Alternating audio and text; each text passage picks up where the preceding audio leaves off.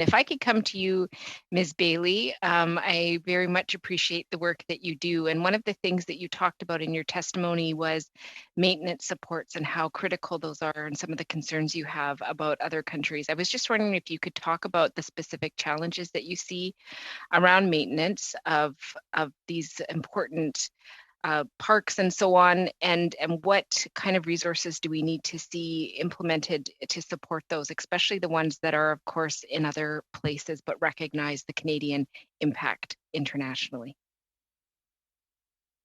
Thank you so much, Ms. Blaney. I think I can speak specifically for our organization with the Vimy Centennial Park and the Hill 70 Memorial. Both of these are large private sites that exist very close to the Canadian National Vimy Memorial. Both organizations built them with the intention of continuing to maintain them. And we are all continuing to maintain them as we have originally vowed to do. However, I think that the major issue for us is thinking about the future, and not so much the future in 5 years, but we're thinking about the future in 10, 15, 20 years, and what happens with these sites. It is difficult, I think.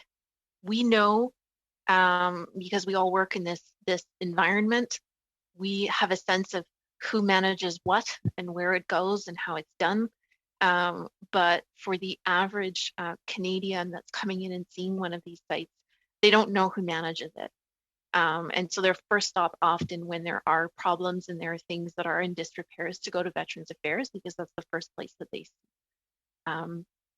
So I think that, we need to think about the sites that are outside of Canada that continue to mark Canadian events, and making sure that those don't remain out of sight, out of mind, because there aren't, Canadians going there regularly and saying, this is in disrepair, this needs to be replaced.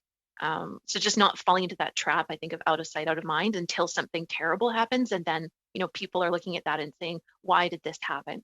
So taking a proactive stance, I think, rather than a reactive stance.